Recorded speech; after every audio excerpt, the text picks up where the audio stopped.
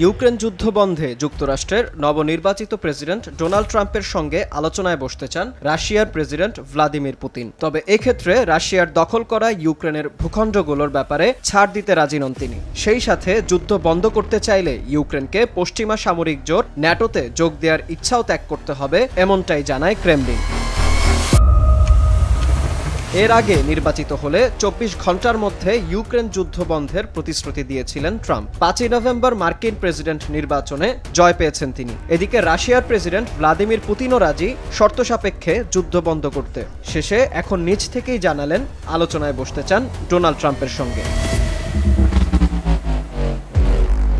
এমন এক সময় ট্রাম্প হোয়াইট হাউসে বসতে যাচ্ছেন যখন ইউক্রেনের যুদ্ধক্ষেত্রে বেশ অগ্রগতি পাচ্ছে মস্কো। এ সাফল্যের হার ২০২২-এ যুদ্ধের শুরুর দিকের চেয়ে অনেক বেশি। বর্তমানে ইউক্রেনের ১৮% অঞ্চল রাশিয়ার নিয়ন্ত্রণে।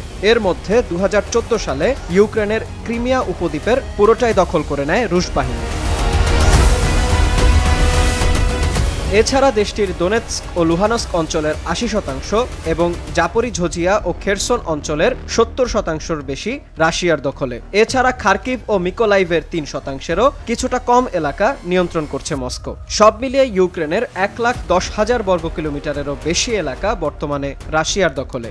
অপরদিকে রাশিয়ার শুধু কুরস্ক অঞ্চলের মাত্র ৬৫০ বর্গ কিলোমিটারের মতো নিয়ন্ত্রণ করছে কিয়েভ।